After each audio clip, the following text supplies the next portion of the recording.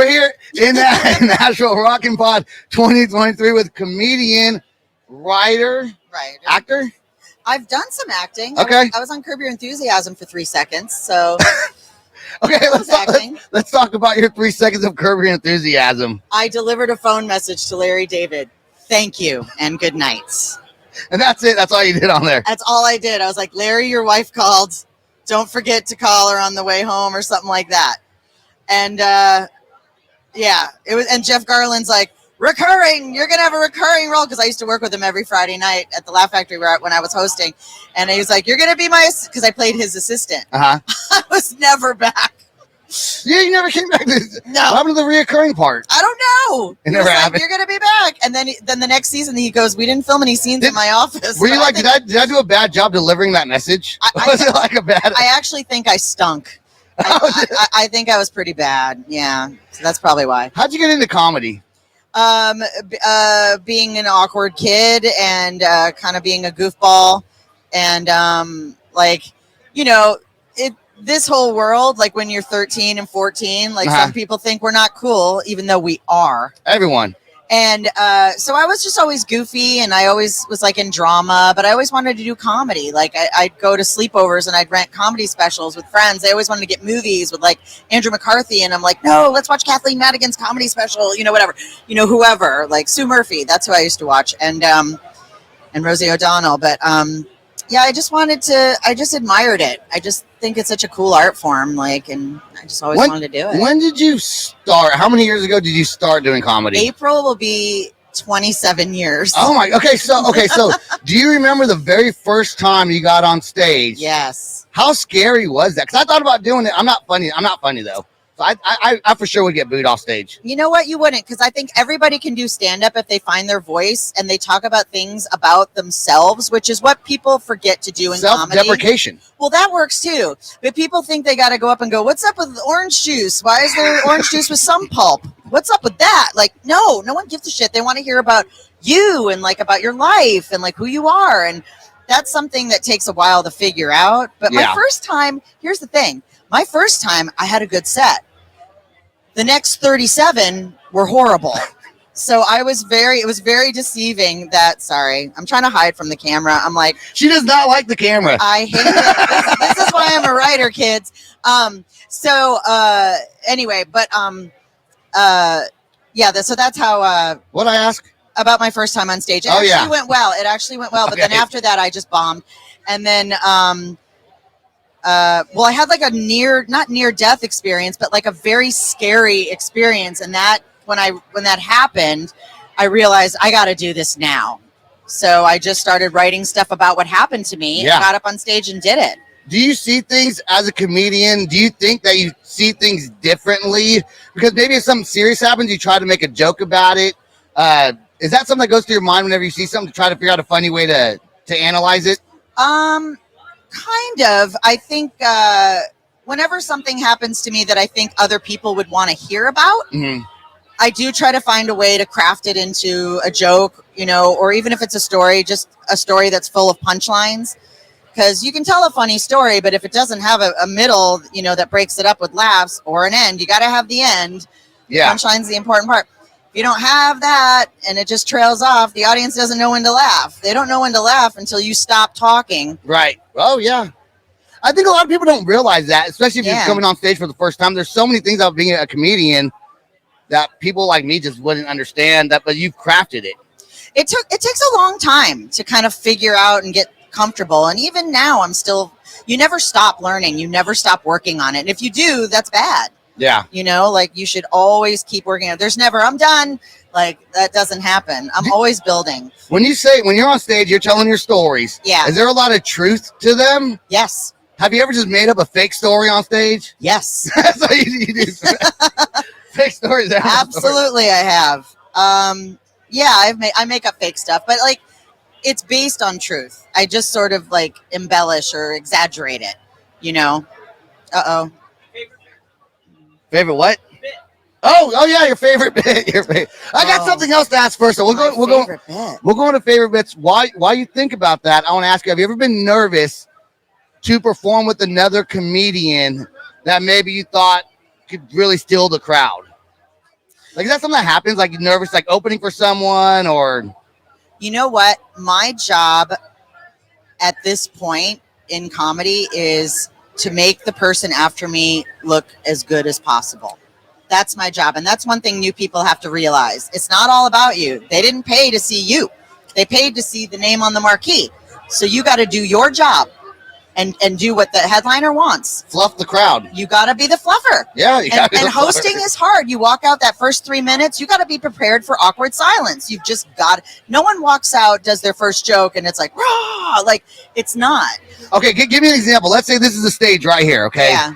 You're coming on stage. This is actually the biggest crowd I've ever performed for. So this is great. Okay, you come on stage. Yeah. What's the first thing you say when you come on stage?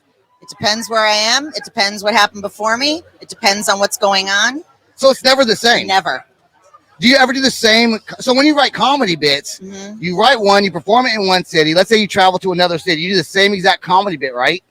It depends. Everything depends. It really does, because I'm a writer, so I'm always writing stuff and changing stuff. And a lot of comics stick to their set. Like a comic I just worked with, he did his set, and I remember working with him 20 years ago, and I'm like, oh my God, the first 10 minutes is exactly the same. I could never do that. I'd be so bored. Yeah. It's It'd like be so doing the same boring. song over and over and over again that you've already done. Right, but the audience wants to hear that. But with comedy, it's different. You know, like people will come up to me and go, you did that joke 4 years ago. I saw it. And I'm like, shut up. We got to recycle. It's still funny. It's still funny. So like in my set right now, I have staples that I keep, you know, that sort of move me from one subject matter to the other. But, you know, my act 15 years ago, I can't even do any of those jokes anymore. None of them are who I am now. So I had to change everything. What is one of your favorite bits? Could you do one? I'm trying to think of ones I can't do anymore. The Boston sex guy? Look, it's Brandon Cook from Black and Blue. And the Loyal Order. Awesome bands. I guess that's such a weird question. No one's ever asked me that before. Kelly, what's a good joke of mine? I don't even know. How about that one time you bought orange juice and there was pulp in it? There was some pulp. What's up with that? And I was like, what's going on here? I like my orange juice with no pulp. Orange juice with no pulp. I like it smooth, just going down smooth. Podcast. Yeah, I can't do my... What about the podcast? Huh? No, I don't know what you said. Back London punchline? Oh, my Punchlines and Backline show. There you go. Yeah. What is that? It is... I don't know what I'm doing over here. No, you should. I'm just standing around here. What are you talking about? You're hosting a podcast. You're killing it. I'm doing okay. Thank you. Listen to me. You're doing great. All right. So Punchlines and Backlines is my show. I almost did this.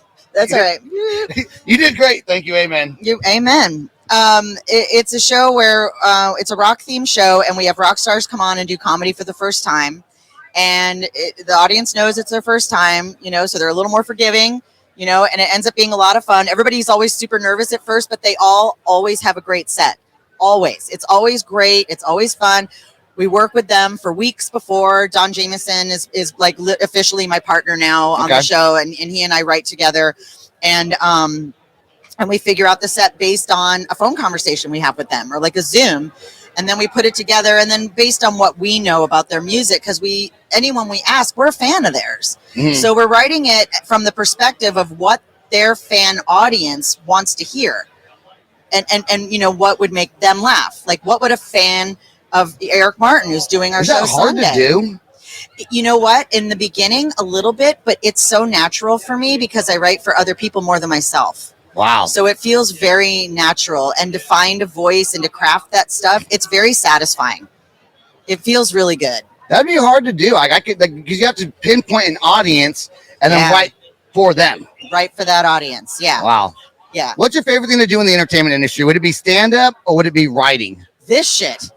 What? This stuff. Coming to these conventions? Coming to this stuff. I'm doing my second Monsters of Rock cruise this year with Punchlines and Backlines. Cool, right on. With Don Jameson and Jim Florentine. And that's the stuff I love. That's what I've worked all these years for, is to be able to do things like this. Because this is like where my heart is. Yeah? Yeah. I feel like I have a booger in my nose. I know. I feel like I got. I wasn't going to say anything. I guess that's it. Yeah, new stand-up on YouTube. The shit I got was old. Okay, it's so old. I mean, we were gonna play a bit, and she said, "Don't do that bit." Yeah, that was before I wore body shapers. It's that joke is so old. But I have some stuff. I have a new thing I have on my Instagram about being in Key West, and then there's a couple jokes I have on the Kiss Cruise on YouTube. Cool. So, and I'm in like the big theater. It's really weird. It looks like I'm there alone because the pit's empty. It looks like no one's there. Do you typically come to music conventions? I've performed at a few Kiss conventions. Okay, right on. Because I do a lot of material about Kiss. It's like I have my rock shows that I could never do in a comedy club. None of those jokes would translate. Not one. Well, because you're relating to the audience, though, yes. for the people that are there. Yeah, that makes sense. And then in the club, I do like I'm married and my dog and my past, and I go to Vegas and the orange juice thing, which kills. And I like it. Yeah, so it's just completely different sets. I think if you say a joke too many times, it winds up not being funny. I think I said orange juice 3 times. No, it's okay. It's called a callback. That was 4 Sebastian, times. it's a callback. Is that what it's called? People love a callback. Really? Absolutely. See, I should be a comedian. Callback. What do you think? Should I do it? No. See, yes, I should be a comedian. If you need help right, with Sam? your set, No. that's what I do for a living. Can you write for me? Yeah. See, how much do you charge? Not crazy. No, I mean, $100. No, more. I charge more, but it's because I have a lot of clients right now. But I charge more, but it's worth it. And then you get your set, and then you've got your 5 minutes, and then you build from there, and then you go you'd off have on your to own. write for me. We write together when you're a new comic. Oh, so you would help me out and figure out how I deliver my punchline. We craft it, tighten it up, get it strong, figure out where the funny goes. I think I'm going to do that. You should. He has no funny. Okay. Let's cut to your clip that she's sending me that we're going to put on. We're like it's like always, you know, and like, but we've been married 12 years. My husband is German, like from Germany, like Guten Tag, like from the Black Forest. That's a real place where the ham and the cake comes from. It's real. It's beautiful. But we met in Vegas. Playing poker. Which I think is kind of romantic. Sometimes what happens in Vegas gets somebody a green card, so that's nice. Like he can stay. Yeah, I love Vegas. Does anybody love Vegas? Do you like to go? You do? You do one of these? Are you a gambler? Oh, but you just like to go there. Okay, see, that's like my husband. We love Vegas, but I love to gamble, and he does not. Okay, so everyone's always like, well, what do you guys do when you go there? I'm like, hello, it's Vegas. We fight in public.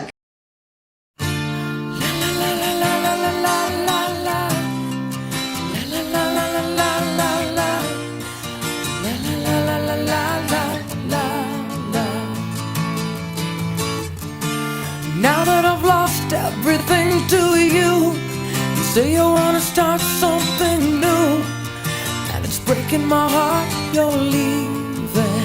Baby, I'm grieving, but if you wanna leave, take good care. Hope you have a lot of nice things to wear, but then a lot of nice things turn bad out there. Ooh, baby, baby, it's a wild world. It's hard to get by just upon a smile.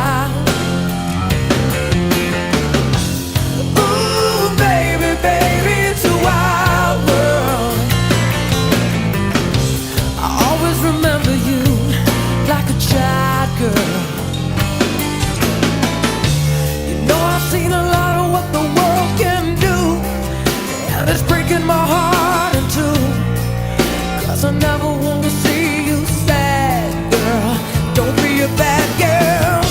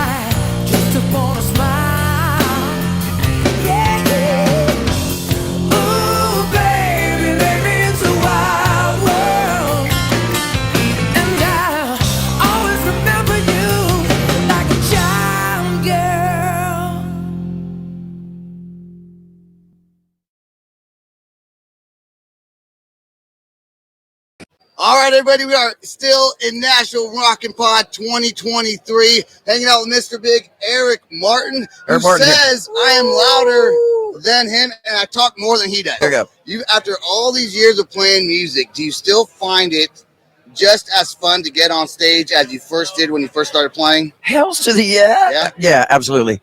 Man, when I was young and dumb and full of all that good. Yeah, all right. Look at you. You're so proud of yourself that you get to say the word "come." Say come. All right. Come, all ye faithful. When I was younger, I had that dream, man. I wanted to carry that torch of all the rockers that I loved, and I love what I do.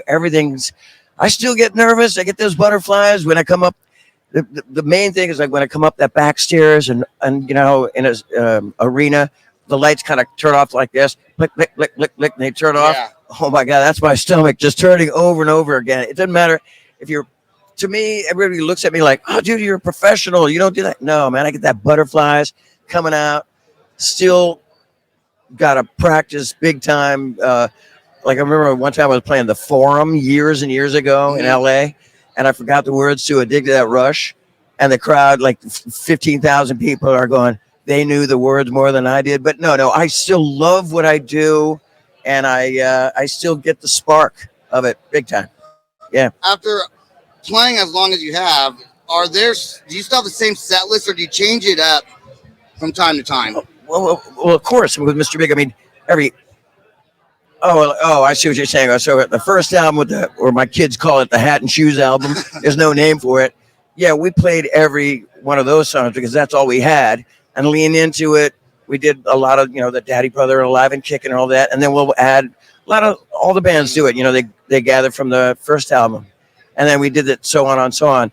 I used to freak out a little bit that like we have to play the same songs all the time, but we were super tight. Once in a while, we'd add something. But the cool thing that we did over the years was because everybody was a multi-instrumentalist, we switched. Oh, right on. Yeah. Pat would sing. Uh-huh. I mean, we switch it up. I got to play drums a couple times, but Pat would be the lead singer. Billy would play guitar. I play bass, and Paul would play drums. And we did like Suffragette City. Have you heard the news? There's good rocking tonight. We do that. We did. I remember recently, maybe 5-6 years ago, we did "Joy to the World" by Three Dog Night. Yeah, just to kind of free it up and have fun. But we didn't vary from the set. We picked a set. We practiced a set. First of all, 24 songs in the set.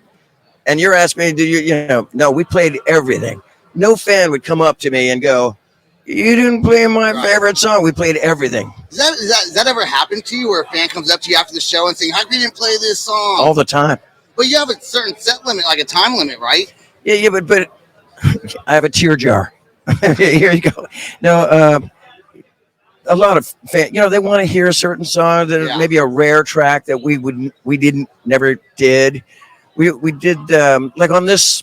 So Mr. Big is touring for the last time, and we're doing all of Asia in July, and then January, February, March we're going to play the USA, Europe, and South America. Okay, hold on. And we're going to play the Lean Into It album in its entirety, and then add a bunch of songs. And since it's the end, or we call it the big finish. Okay.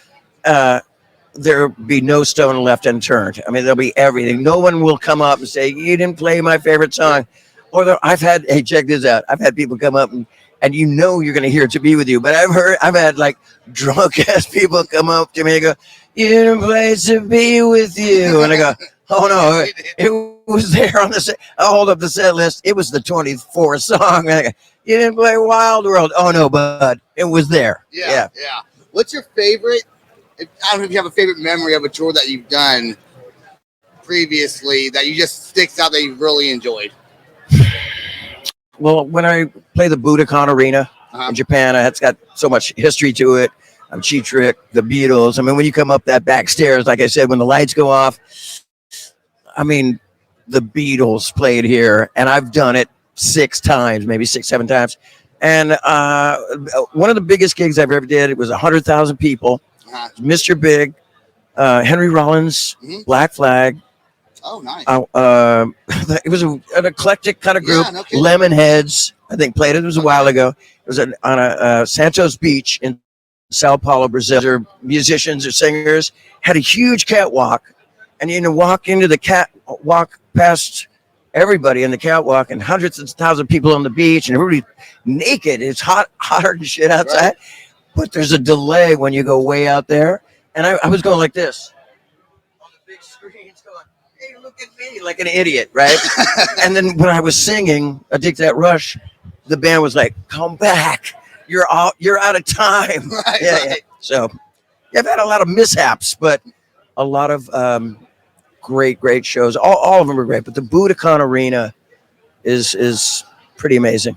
Let's talk a little about your maybe going into stand-up or doing stand-up anyways. Yeah, right? I'm going to try to be funny. I'm funny when I do my stage stuff and I've got an acoustic guitar or I'm playing with a band. Mm-hmm. It's improv. It's a lot of ball busting. Yeah. You know what I'm saying? I heard you last night talk a lot about balls and I talk shit. First of all, Don Jameson over there talking, he goes, "Yeah, you like balls a lot." And I'm like, "Oh, stop doing that." Funny. It is funny. And balls are kind of funny. Yeah. If you say it over and over again. Kidding. But tomorrow will be more of like it's a script. I'm super nervous about it, and it's only 10 minutes. Do you practice it over and over again? Like I know the stories because we did a little production meeting with me and Don and Courtney, one of the other comedians, and we're all hanging out, and I'm telling them stories and trying to get a comedy thing. And she wrote this whole thing for me to do. Right? I can barely remember the lyrics to "Be With You," and I gotta read the script. So it is a script, and it's my stories, but there's a couple little jokes here and there. But I'm going to tell 3 stories about like rock guys that I met or pissed off or that thing. Yeah. I've run into a lot of great rock stars, but a lot of funny shit has happened to me with them, and that'll be the nucleus. Nucleus, is that a word? You don't know. I don't know. Right. Sam, is nucleus a word? Sure. Oh, damn. It's a word. That's where he gets the big bucks. I'll tell you that, babe. So, and I will, if I forget some of the script, I'll go over and tell more of these stories. Right. So, but just like this, I'm Mr. Big Mouth right now, and it's only going to be 10 minutes, and I'm nervous, but they'll probably, get that hook and bring me off stage, kind of thing. Come on, man. That would be nervous. It's almost like not really a career change, I guess, son. Just something that as a hobby maybe you want to do for fun. Everybody always says to me, "You're funny," and even I got to tell you, if I have time for a quick story, for sure. So I'm in Japan, and I'm doing an acoustic show, like 5 acoustic shows, and I had me and this guy John McNamara playing acoustic guitar from Australia, right? And then I brought Pat Torpey with me to play cajon and sing. And I'm talking to the Japanese audience, and they speak a little English, obviously, over the years, and they know all the lyrics of the songs. And I'm doing my shtick, and I come backstage, and Pat goes, and Mr. Big, they was like, nobody, they didn't let me talk. They were like, "Get right to this. We're serious musicians. Let's get right into it." Granted, they'll probably be saying, "You're a liar, Eric. You got to talk a little bit." But not really. There'd be some band meetings like, you might want to zip that lip up a lip. So, here we are in Japan, and I come backstage, and Pat goes, "You're funny. You're an entertainer. Oh my God, you're so funny, and the crowd loves you. How come you don't do that on Mr. Big? Who told you that you can't be funny like that?" And I go, "You're the man." And he goes, "Oh, I should be shot. I can't believe I did that." And I go, "Yeah, you're the one who told me." And then everybody else had that band meeting, and they said, "You might have," they never said "shut up and sing" ever, but they would go. And I'm sure, like, hold this. I'm sure Billy would go like this and go, "You want to move it along here? We got some rock to do here." Yeah, I can kind of spin a yarn, so sorry. No, that's great. You're just like me, man. I can talk. No one's like you, loudmouth. I mean, right there, the loudmouth, the loud spot. Oh yeah. Oh, your hair. So you cut it off how long ago? I cut it off. My second wife thought it would be like hipper if I just cut it off and be new and everything like that. Yeah. And I've had that thing for a really long time. It was getting, when I was in high school, I had really long hair. Mm-hmm.